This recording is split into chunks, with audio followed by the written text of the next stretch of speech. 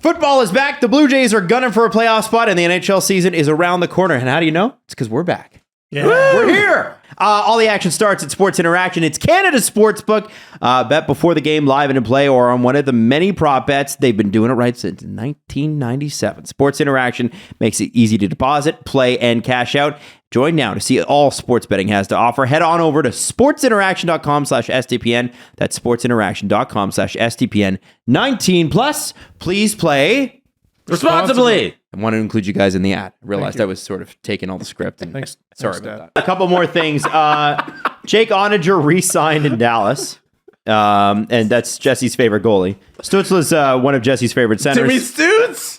And then, of course, you got Oettinger, who is definitely Jesse's favorite goalie. You're cheating on Ville Husso. I know. Which deal do you like better, Ville Husso's or Jake Oettinger's?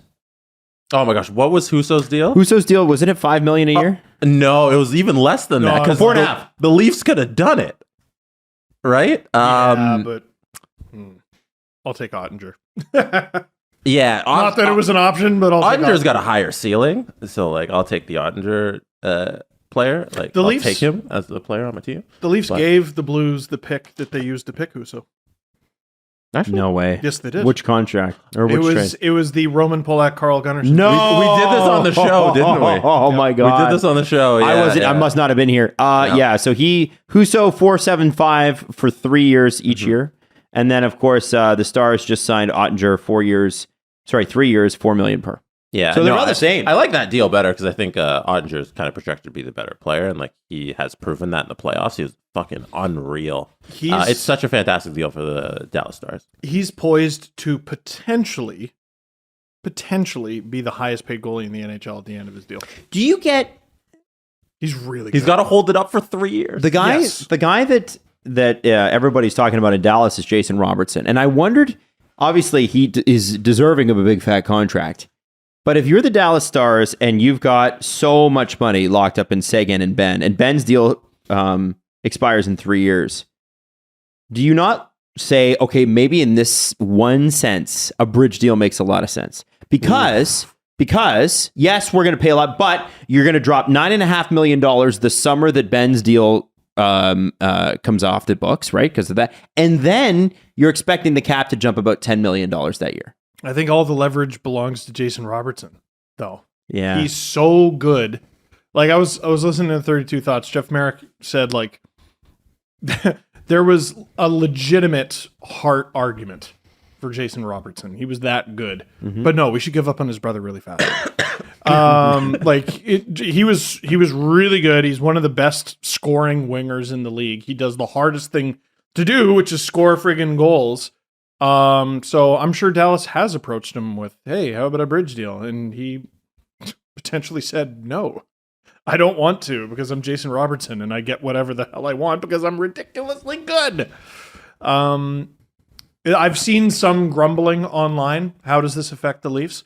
That if this were in Toronto, it'd be everything we hear about every single day. Of course it would. And it's in Dallas, so no one's talking about it. Of course. To that, I would say, who gives a shit? Yeah. Well, why are you grumbling about this? What playing in Toronto is? Yeah. Oh man, the team's really popular. What was you? Like, I don't know. I understand, and Are people mad about that? You're right for the wrong reasons. Okay. Yeah. No, a bridge deal does make some sense there. And you know what? Maybe there's an argument that Robertson should take it. Again, like you said, the cap is going to go way up. I can shoot the lights out for the next few years and then make like $12 million potentially. That's a fascinating one. And it sounds like there's a little bit of penny pinching going on from Dallas. Why I do you think say the that? money's not there. Well, They got Like, $6.3 million. So it's 6.3. money's not there and they don't want to pay it. Yeah, like Jason Robertson deserves more than 6.3. He's a 40 goal scorer who's going to put up 40 goals multiple times in his career, and they want to lock him up for a long time. He doesn't. $6 million is not enough for that. So the Dallas Stars need to make some moves here to free up some room. You know, they could have made it 8 had they not given Luke Glendening $1.5 million. Did he? Like, unless that deal was the one he signed in Detroit. No, they signed him to a 2-year contract What's last Cam year. Talbot Oh my make? gosh. Sorry, I'm just being a dick. But like, I think Robertson deserves more than Stützle deal. I think he deserves more than the Tage Thompson deal. I think his ceiling's a lot higher, and the Dallas Stars currently don't have the cap space for that. That was another one from 32 where a lot of teams around the league were just looking at the Tage Thompson deal like, you dick. It screwed a lot of things up. Mm-hmm. Okay. Let me ask this. I'm Jason Robertson. I know what player you're bringing up. Yeah. Like, Okay. you're asking me to walk through your thing. No, I'm Jason Robertson. You're asking me to take less than Matthew Tkachuk. Why? Why? Don't have it. What's Matthew Tkachuk's deal? 9.5. Yeah, but God, okay. Yes, I am asking you that. 9.5. No, and he's got nothing this year and then full no move. No, I'm asking you to take less than 9.5, but I'm asking you to take more than 6.3. That's all the room they have. So Dallas has got to make a move here. That's not acceptable. I'm wondering if he becomes a free agent at the end of those 3 years, though, and that's when the cap jumps. That's his opportunity to make an absolute boatload of cap. That's why I threw out 12. You're telling me he scores 40 for the next 3 years? He's not going to get that? You know? Well, but that's what I'm saying is that, for him, he may not want to go that long term. Maybe it's Dallas that's like, we want long term, and he's like, no. Because obviously I understand the NHL is a tough game. You can get injured, things can happen. Of course. And that's why you want a long-term contract like what Matt Tkachuk got. But if you want to play the money game on this one, and you're betting on yourself, and you're betting that you're going to do 35 to 40 for the next 3 years, that 2025 free agency class is going to be crazy. You could... Okay, so... Okay, Did they make the playoffs? Dallas? No, right? Oh, I'm an idiot. They played Calgary first round. Sorry, they barely Jake made the Oettinger playoffs. still in his head. I'm an idiot. Sorry. No, because I just remember heading into last season talking about how Dallas could really be a sleeper team after going to the final in the bubble, and it just feels like I don't think they're bad. I don't even think they're mediocre. I just think things really have not gone their way. Past couple of years, they've been really unlucky. You know, the Ben contract is not bad. The Seguin contract is not bad. They both had hip surgery. You know what I mean? But that's the reality now. Mm-hmm. Are they ever going to be back to pre-hip surgery quality in terms of their play? I don't think so. What are the Dallas Stars? And sorry, the reason I brought that up is I'm trying to talk myself into, could you potentially move one of those deals to a team like the Coyotes? Mm-hmm. The Coyotes are such a fascinating team in this league, just for what they're trying to do, which is lose hockey games and acquire draft picks. Mm-hmm. They need players who are under contract. Is there a situation that makes sense for Dallas to tie a first round pick to the Jamie Benn or Tyler Seguin rocket ship and fire it out of town in order to get Jason Robertson? But Does that make you better? Probably not. Maybe a little. Makes you more cap compliant. Mm-hmm. Gets you a little bit more room. Gets you a little bit more room. And then how do you fill that void? Before the show off the air, you were saying Seguin was known for being like a gym rat kind of guy. Is that not the guy who's prime for... Tyler Seguin is he's one of the only athletes who's ever made me like look up, like Google, like human anatomy. Because I saw this picture of him doing a pull-up and I was like, his back has abs. Yeah.